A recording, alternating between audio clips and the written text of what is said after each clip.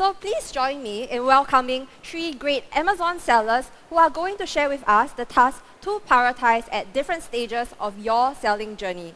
So we are going to have Ivan Ong, co-founder and CEO of KeaBabies, Singchuen, co-founder of Naoki Matcha, and Sao Hu, founder of Nordik by Design. Please.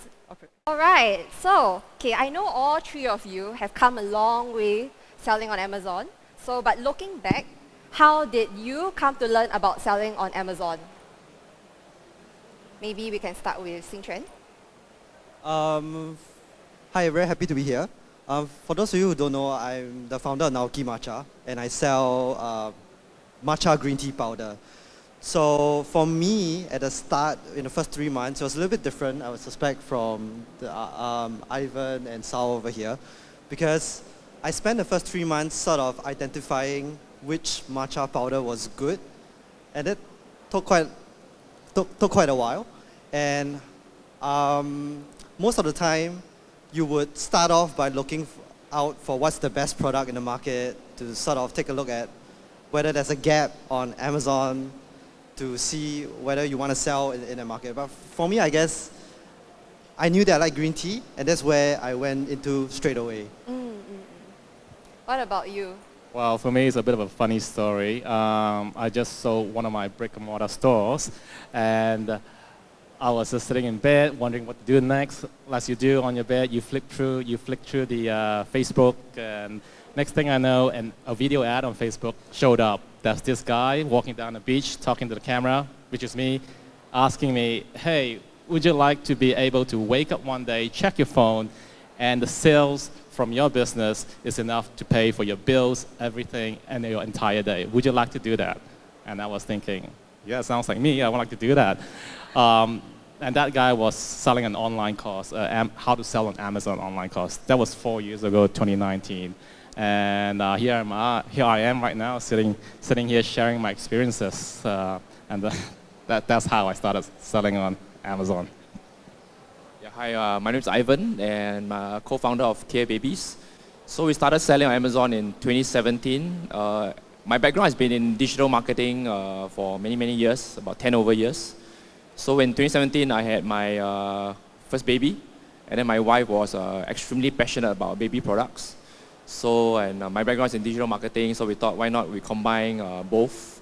So we started an e-commerce baby brand, and we didn't decide what niche we want to choose. We just wanted to create something that is we are passionate about, something close to us. So we decided like baby niche will be the one that we're going to do. Like we didn't do any like research about what products we want to sell. Yeah. I think it's very different, for Singchuen and Ivan compared to Sao. For you guys, you started with a passion that you wanted to start from, but for Sao, yours was more from a product research kind of background and looking at the data and seeing where's the gap in the market, right? Am I right?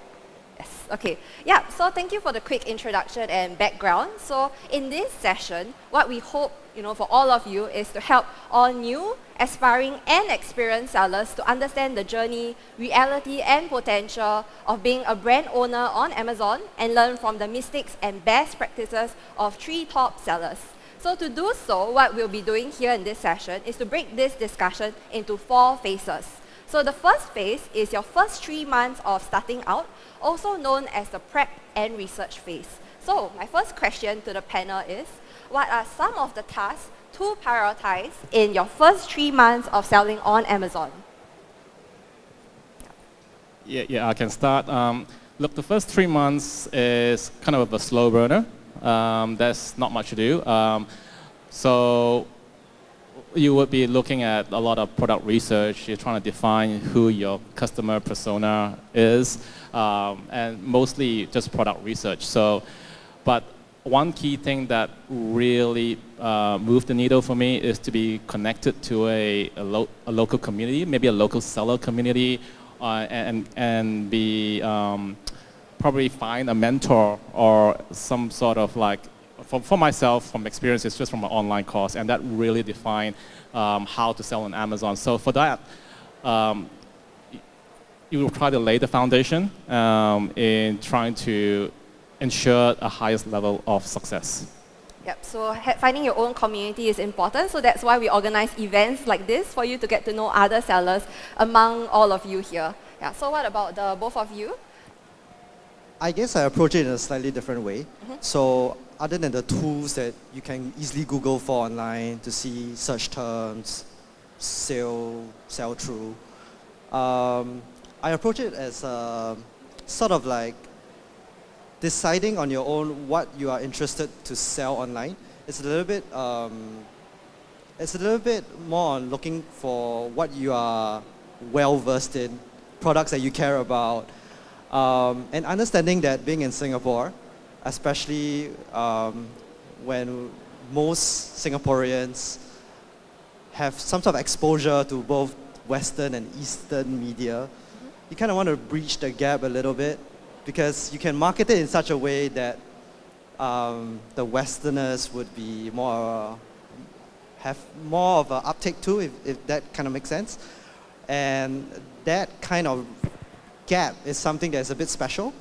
Beyond that, obviously, you kind of want to take a look at what the products online on Amazon, what the reviews say. You can read the negative reviews, you can read the positive reviews and see what your customers are looking for.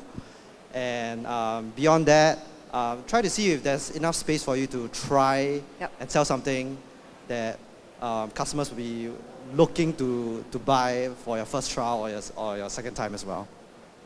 Yep, so he started off with a passion, but he went on to validate if there is like a gap and there's a need that he can fill in the space. So maybe we can move on to the next question, which is, many new sellers like yourself here, we know tend to get stuck at the research phase. So personally, when did you know that it was time to stop researching and start sourcing? Maybe Ivan, you can share. I think for me, when we started, I think quite many years ago, so I'm trying to recall like what we did 6 years ago. I think in the beginning we are very sure that we want to start, want to source for what product. So if you keep on researching, right, there's no ending on. You will get analysis paralysis. You analyze until you become paralyzed. So the important thing is to really, as you learn a bit, you start. You do something, and then as you get stuck, and then you start to go and figure it out, learn again, how to resolve it, and then you move again. I think this way you will allow you to constantly be moving, instead of like stationary, thinking that you may think that you're moving by learning, but actually you are not moving anything.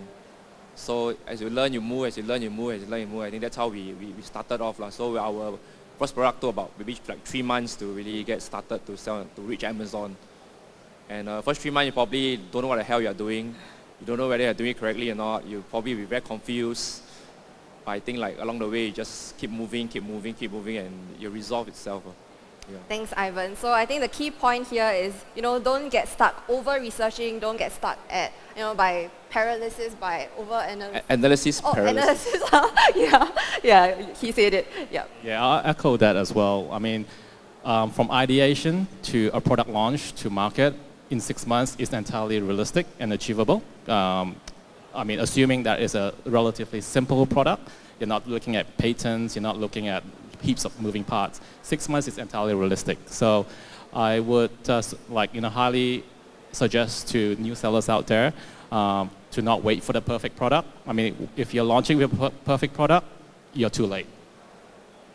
Very good advice indeed. So moving on to the second phase, which is the next 6 months, where you will typically focus on sourcing and prepping. So maybe you guys can share, how did you start sourcing for your products? I think I'll start. So at the start of this session, I mentioned that I was very clear that green tea was something that I wanted to give it a shot on. And everyone kind of knows that the best green tea comes from Japan. Some debate about this, but I think fairly certain you can say that good green tea comes from Japan. But anyway, the point is that, so that means that you kind of need to go to where the source is from. So whether it's from China, from India, or from Japan, so you kind of need to reach out to them. And you have to reach out to them in a very polite way, so to speak, and hopefully some of the suppliers over there, factories, will be willing to give you the time of the day. And once you start building a relationship over there, over time, they'll be more willing to help you out.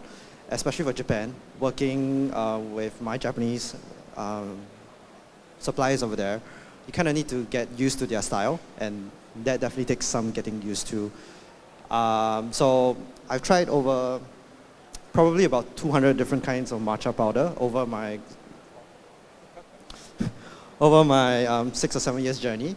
And so it's always important to know that you never know when the next supplier would be important for you. So you kind of want to be polite to them even if for some reason they're not polite to you. And running factories is pretty difficult. And so whenever your supplier is kind of lashing out and imposing demands, just know that they're not doing it because it's personal. It's because it's actually pretty difficult to run factory operations. Yeah. So I understand that you source from Japan because, matcha, you believe Japan is the best source. But for the both of you, I believe you source from China. Yeah, maybe you can share how the experience was. Like, where do you start reaching out to these Chinese suppliers? Yeah, the websites. Yeah. So we live in an interesting age of the internet. So you might heard of this site called Alibaba.com, and it's a huge directory of potential suppliers that you can reach out to. So yeah, that's where I found my first supplier, and it's still the same supplier I'm using right now. I'm so very, that's can be common or uncommon, but I'm really grateful to have that supplier, and just forming that relationship was very important. We want to create a win-win relationship. But yeah, I've never met them in person. I'm looking to see them next week for the first time in 4 years. So, finding your supplier entirely online is totally achievable, right? Just as long as you have a good sort of intention to create a good win-win relationship. And Ivan? Yeah, I think for us, in the beginning, we attended some training programs on how to sell on FBA, and I think we go through the more typical route, I think same as Sao. So most programs, training programs will tell you to go to Alibaba to source for first product, and that's exactly what we did. We just go to Alibaba.com, search for a product that we want, contact like 20 suppliers, ask for quotations, ask them send samples, and like ding dong here, we filter it down to 3, and then from there we choose the one that we feel is the best. Yeah, I think that's how we got started with working as now we are still working with that same supplier, but we have diversified a lot since ever since we started. Yeah.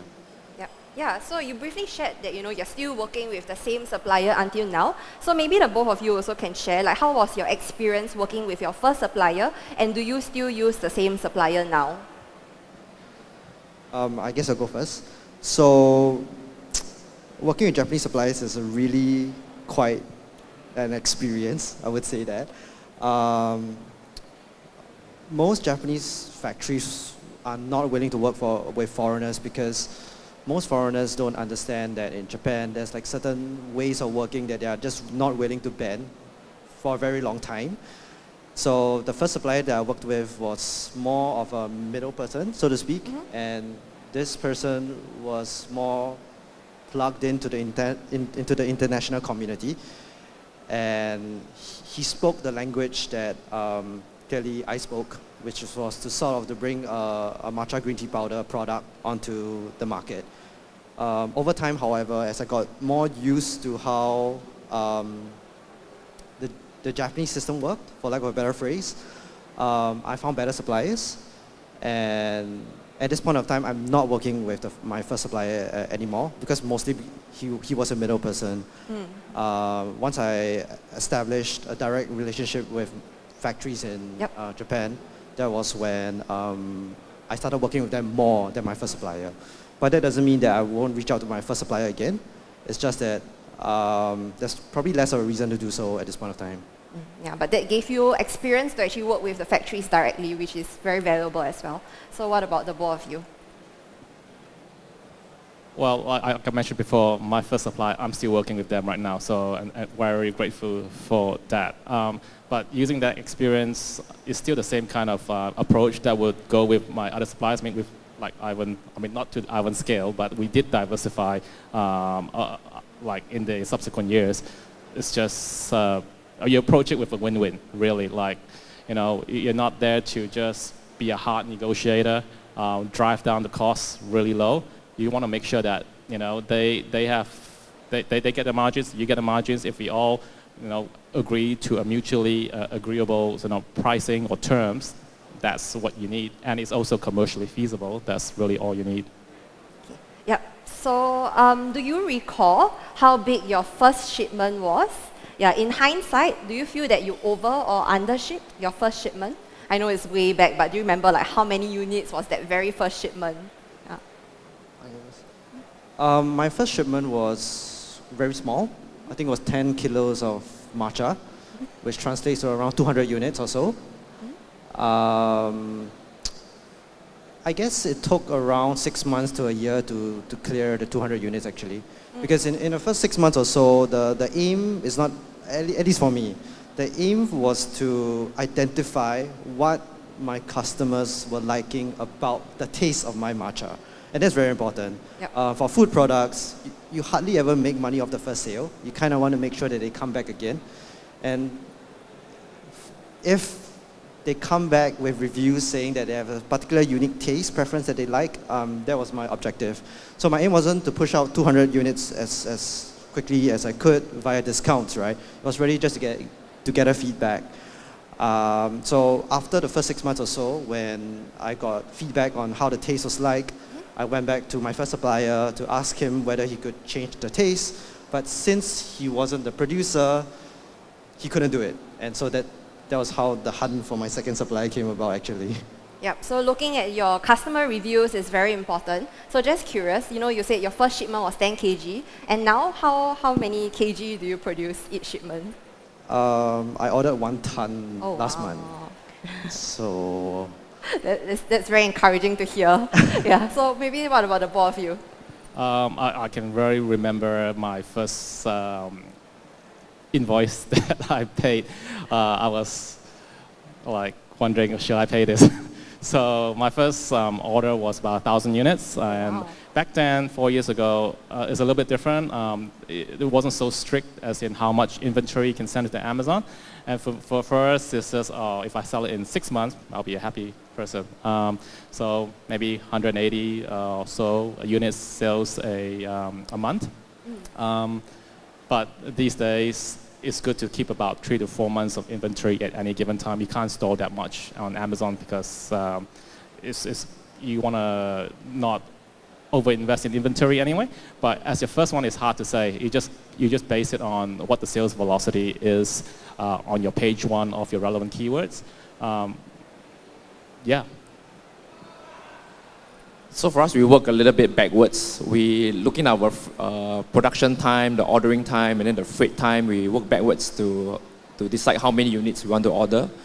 So we started off with 1,500 units. So we estimated if we can sell 15 units a day, and we can, in the lead time takes about 100 days. It will last us just for our second shipment to arrive just in time so that we don't go out of stock. So that's how we did our first calculation of deciding how many units we wanted to ship in for our first shipment. Yep. Yeah, so a more mathematical approach. Okay, and then if you guys actually do run in a situation where you ordered or under ordered, what are some contingencies? Maybe you can share with our sellers here who might be worried. What are some contingencies that they can do in these situations? I guess I'll go first.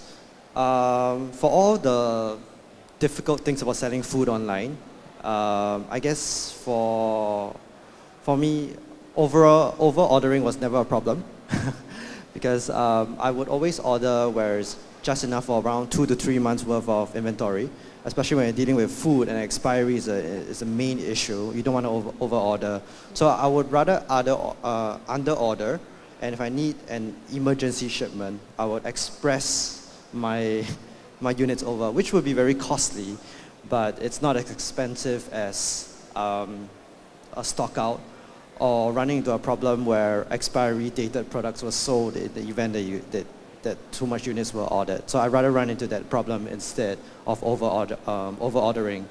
And the other contingency that I dealt with most is dealing with my Japanese factories, because as I mentioned at the start, they're pretty special in the way they do things. They don't bend. So in the middle of the month, and you request for more units, they're just not going to give it to you for many reasons. And so you kind of have no choice but to play by their rules and to take the hits as a business at the start. And once that happens, you can go back to the table and tell them, this happened to me, could you help me out the next time, right? And obviously don't impose on them. Over a period of time, they've been a little bit more amenable, and the relationship has gotten quite a lot better. Yeah. Well, like I speak from a perspective that our products don't really have a shelf life. So one of the key sins in the Amazon space is to not run out of stock, because when you run out of stock, you're practically invisible. You lose your keyword ranking is the ultimate sin, really. So to keep it simple for us, if you're not dealing with a product with shelf life, is to over-order, not under-order. As much as your capital allows it, you don't have to send everything to Amazon. You can keep it on, your supplier's warehouse or any other like warehouse available. But yeah, try to have a buffer, maybe a month or two, just keep it aside or so, just to be able in a position to avoid having a stock out. Yeah, I think that there are a few different perspectives here. So when you're first starting out, they shared that, you order and then you expect the first shipment to, clear in 6 months. And then once you have the experience, you know roughly how fast the shipment moves, and then you try to ensure you don't get out of stock by having like a 2 months buffer of shipment. Is that right? Yeah, okay. So maybe we move on to the next question. So when you first started, did you register for a trademark for your brand immediately? Why or why not? Can I start? Yeah, let's break the flow a little bit. I registered for the trademark immediately. It should be a 100% no-brainer. Get it done as soon as you can. Because one, it gives you the comfort that you're not infringing on someone else's trademark. That's very, very important. The last thing you want to do is you go 3 months down the track, 4 months down the track, and then you find out, oh, I can't actually launch with this brand because there is a trademark in that particular category. Get it done sooner than later. And yeah, you won't regret it. The second thing, that you get access to brand registry, and that's a no-brainer as well. You need to get that to be on the same playing field as your competition. You get like things like A+ content, you get like protection against counterfeiter as well. It is 100% get it done as soon as you can. Ivan? Yeah, because trademark takes around, I think, 6 to 9 months to process. So for us, even before we had our first product, once we decided on the brand name, we immediately went for trademark before we had our first product. So we registered the domain, we went and booked all the Facebook page names, all the Instagram names, Twitter name, everything. And then we immediately trademark even before we had our first product. So I think it's very, very critical, especially in the US. No trademark equals to no talk. Yeah, you don't trademark, you don't own that thing. Yeah. Do you agree? I think I started slightly earlier than Ivan. I think around 2016 or so. And back then, actually, applying for a trademark was not as useful as it is now. Now, I would recommend to apply for a trademark immediately as well. But back then, when I first started, I too applied for a trademark immediately, but not for the reasons that were stated. The trademark was sort of a way to defend your brand in the event that, for whatever reason, someone comes after you. And it may not just be an uniquely Amazon problem. And because I sell food products, right? The way it works is that once you get to a certain scale, the brand is more important than the taste preference. So people recognize you for your brand more than what you are. And so we wanted to defend that right from the get-go. And because my partner was a lawyer, he was a lawyer, he's trained as a lawyer, but that doesn't mean he's lost his skills. But my point is that he knew that it would take a long time. And so we applied for it immediately. Obviously, as time goes on, the value of your brand goes up, and you may want to think of different ways to protect it. But think of it as a framework as you have a trademark, you protect your brand, but there are other ways to protect your brand as well. Yep, so your brand is your asset, and actually later we have a session where Clarissa Pang and another of our sellers will be discussing in more details on how you can leverage the different brand tools to protect and to build your brand on Amazon. So now we move on to the 12-month mark where sellers are getting and growing sales. So what are some of the best practices to grow your sales at this stage? Yeah, maybe you can start with Ivan. At the 12th month, you are probably still a baby, you are still an infant. So don't need to think about external traffic on everything. Just focus 100% on Amazon traffic because it's a huge. So advertising on Amazon is definitely something you need to learn and master. And now there's a lot of tools out there that can help you to automate and optimize your PPC advertising strategies and stuff. So definitely, I think advertising will be the key.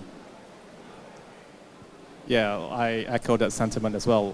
There's so much low-hanging fruit in Amazon that you should just focus on the basic things like your PPC marketing, plenty of opportunities there to optimize and get your product more discoverable. And also your listing quality, your keywords, your backend keywords, just focusing that to really make your presence on Amazon as effective as possible. But at that stage, it's also time to think about how do you want to add more sales. So in Amazon, there's a couple of channels which is already I perceive as a low-hanging fruit, which is one, add more color more variations on your product. For example, more colors, more sizes, that kind of thing. Is you work with the same supplier. You just order more product, and that's probably one of the more straightforward ways to increase your sales. And second thing, Amazon is an incredible way to just have a global reach. So things like expanding to the UK, expanding to the Japan on AU is relatively straightforward. And you still work with the same suppliers, but in bigger volumes. So that's in the 12-month mark, that's where you should really consider. Singchuen? I guess for the food category, at the start, you should not expect to make much money, I suppose.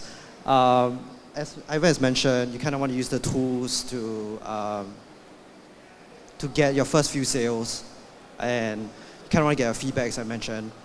But it's always a weird transitional phase as you're scaling up, which is that you're getting enough money to fund your advertising, as well as keeping afloat by ordering inventory. And it's a little bit more acute for food because, as I mentioned, you never ever really make money off your first sale. So you kind of need to plug in more numbers to ensure that you stay afloat.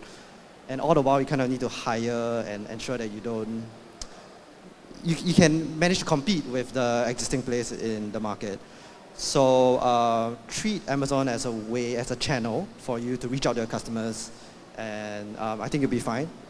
The key is that at the start, you really need to keep afloat while growing and getting feedback. Once you get more feedback, things will come naturally to you on how you want to grow. Yep, so some very important tips here. Firstly, to grow your sales, you need to invest in your advertising. And then, like as Sal mentioned, you need to keep working on your product listing. So you cannot just list one time and leave your product listing there. But like looking at your reviews, looking at your product, you improve your product listing quality. And then, like what Singchuen mentioned, it's very important to keep looking at your reviews, improving your product based on the reviews. And also product variation is important because the first product sells, customers want more options, so different color variations. So yeah, and finally now we move to the 24-month mark, 24-month and beyond mark, so the stage where all three of you are currently at. So I'm sure your strategy now might be very different or slightly different from your first year of selling on Amazon. So could you share some key strategies to scale your business further? Maybe Ivan can start. At the 24 mark, you probably will be a very busy person, handling every single thing aspect of the business yourself. So you're like wearing many hats. So it's probably time to, if you have some profits, to really look at what are some areas that you are very weak at, and to start looking for external people to help you. So start hiring your team, and then that's where you can really offload yourself and be doing the more important things. And then that's a point whereby I think you can scale from there. Yeah, the same thing. I echo that sentiment as well. Like at that stage, you are the bottleneck. So think about I mean, hiring is a big thing for any businesses. This is a big like mental obstacle to get over. But you don't have to go straight up and hire. You can look at, contractors, freelancers, that kind of thing, to help offload some of the operational roles that you might be thinking. You might, like they say, CEO is like the chief everything officer, right? It's a great title to have the CEO, but you do everything. But you don't want to be doing everything. You want to structure your org chart and see where have you have your fingers in the pie. Well, will be everything. So you think about, for marketing, can I give it to an agency to work on it, like social media content, that kind of thing? Or it could be like design work. You might be the one doing the Photoshop, that kind of thing. Now think about hiring a freelancer to keep churning out some good digital assets for you to keep moving forward. And you? Just to add on, the beauty of Amazon is that they kind of take a lot of the operational load of sellers. That kind of means that you have the time and space to decide how to grow your team. Obviously, you don't want to remain stagnant and not put in effort because Amazon is doing a lot of the work for you. But that also means that you can decide whether you want to hire 1 or 2 people to do a particular function. And the only key difference is that when you hire 2 people or more, you're moving at a faster pace. So you decide on what focus you want to put on, whether it is on design, whether you want to build your brand, or whether it is on expanding your skill set, like Ivan mentioned over by procurement. Then you can do it at your own, I wouldn't say leisurely pace, but definitely a less frantic pace after a certain point of time, and grow your team in a more, how do I put it, a more careful and structured manner, instead of just throwing people at a problem and hoping that you solve the issue at hand, right? Beyond that, for me as a specific food category, growing beyond 24 months is all about making sure that you increase your repeat purchases. It's also very tempting once you hit a certain scale to just drop your prices to sort of compete strongly. But that may eat into the value of your brand, especially how your existing customers treat you and view you as a certain kind of category, whether you're in the mass or premium or just dirt cheap category, right? So you can't just drop your price. And there is a certain amount of time that you need to bake into selling, especially for food products. People don't just buy food products and repeat right from the get-go just because you tell them to. You kind of need to bake it into the market, have some sort of word of mouth, get people to trust in your brand, and eventually try you out. And once they try you out and they find that you are legitimate and give you a shot, then that's when your sales will go up, right? And so you kind of want to focus more on repeats as someone in the food category versus at the start. And how you discount that and manage that customer segment will determine how well you grow 24 months and beyond. Yeah, I think it's very interesting how you mentioned a lot about repeat customers, right? How do you increase the repeat purchase rate? So maybe you can share some tools or some strategies or tactics that you use to increase your repeat customer purchase rate. So there's this, I wouldn't say it's a tool, but it's a way in which consumers purchase on Amazon, which is this program called Subscribe and Save. So the idea is that if you buy 3 or 4 or 5 products in the FMCG category, whether it is toothpaste, toothbrush, I suppose whole food products, they get a certain amount of discount. So that is around 10 to 15%. And the idea is that you want to reward your long-term users more than those who buy a product and forget about it, right? And over time, we find that the subscribe and save revenue size, we want to put it that way, is getting larger and larger for us, far quicker than I expected as well. So that's one tool in which has been very useful for us. And obviously, Amazon also kind of makes it simple for customers to reach out to you as a brand through the buyer-seller messaging system. Recently, they have made it such that they deal with most of the customer service for you. So you don't really have to deal with difficult customers, so to speak. But from time to time, especially my loyal customers, they'll reach out to me directly because they know that I will respond to their needs strongly. I will refund them for no reason whatsoever if they're unhappy. And that has set a certain kind of precedence and trust in the brand. And Amazon makes it all happen without that much operation overload. Yeah, I think that's a very interesting point. Like building your customer loyalty is very important to scale your business beyond the 24-month mark. I think just now, Ivan, you mentioned something quite unique, about increasing, both Ivan and Sao, you mentioned about increasing your product variations. So like, for example, beyond the 24-month mark, I believe it's important to increase your product line selection. Like Ivan, you sell baby products. I'm sure you sell way more categories, versus your first year of selling. And Sao, for office categories, there's so many related product categories as well. So maybe you can share like some strategies on how do you decide like how to expand that product line selection further, or that product category still within the same space and still leveraging on the brand name so that it's still relevant for your products. Yeah, maybe you can share. I think baby product can also be seen as a fashionable product. So we want to create designs that are more Instagrammable. So people will post more of their cute baby on Instagram wearing your product. So one strategy that we have is to constantly be adding new designs to currently what we have. So if you see like this top seller only has like maybe 3 or 4 designs, we will have like 20 designs. Oh wow. Yeah, so we do have like a team of print designers, like constantly designing new things and researching and coming up with new cute prints for us to create. Yeah, so I think that's one of our strategy to grow our sales. Yeah. So from the, an existing product, adding variations to it, this is slightly more straightforward. I would suggest anyone to think about that first. So just different colors, what's on trend would be the easiest way to go. In terms of extending a product line, which is very important in terms of, creating more credibility for your brand, is to just think about what other products aligns with the brand and to your customer avatar. So for me, the easiest way to establish the customer avatar is usually yourself, because you understand what you need, what your pain points are, what kind of customer needs you need. So for our first product, that idea came to me when I was sitting on my office, my study desk, right? I looked around and asked myself, what do I need? A desk mat. Great. So my next product, I sat in the same chair and I look around and I was like, what else do I need?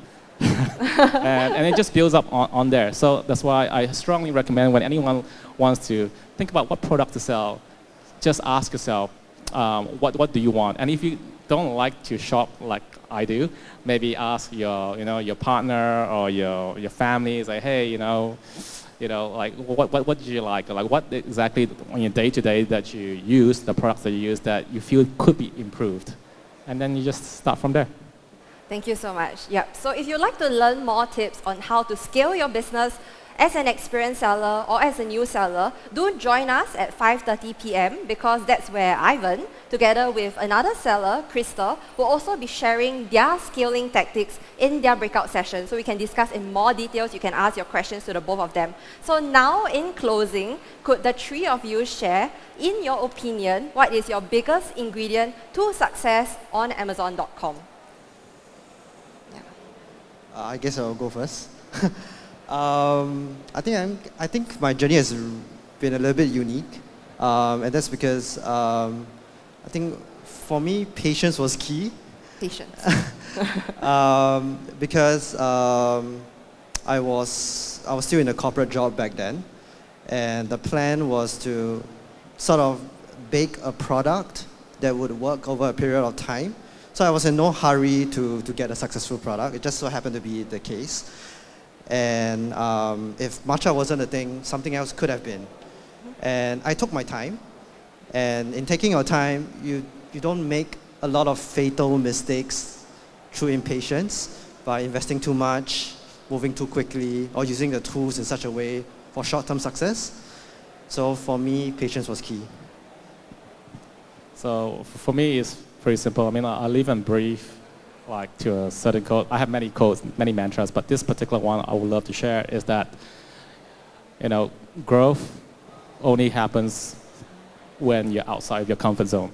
So I strongly recommend, like, if you feel yourself to be, doing your day-to-day and you feel comfortable, which is great to some extent, but if you're looking for growth and some progression, that's not where you want to be. It's just outside your comfort zone. So think about, when you want to do something and it's just giving you that little bit of a discomfort feeling in your tummy, and hopefully it's not that spicy food you ate 2 hours ago. It's that thing that goes, oh wow, it scares me a little bit. I would highly suggest just go for it. And Ivan? I was thinking about there's so many factors to why we are successful on Amazon, but if you are to think about what's the biggest, I think it ties back to Amazon leadership principles, customer obsession, is that customer is your paymaster. You have to listen to them. Whatever they tell you is always right. Even sometimes they are wrong, they are still right. Because you don't believe, if you don't treat them as the king, then you don't get the business. So sometimes you may be very biased towards your own product, your own brand, thinking that whatever you do is the best, but always listen to what your customers has to say about your product, and really treat their feedback as really serious pointers for you to reflect onto yourself, your own brand, and see how you can constantly improve and answer your customers' needs. I think this is our biggest factor for success. Yeah, so for you, it's patience, and having a long-term mindset. For Sal, it's, getting out of your comfort zone. And for Ivan, it's customer obsession, listening to your customer and knowing that, sometimes they know better than you for your own products and brands. So yeah, that's it for today's session. Once again, can we please, give a round of applause for our audience. Thank you so much for your valuable inputs and advice.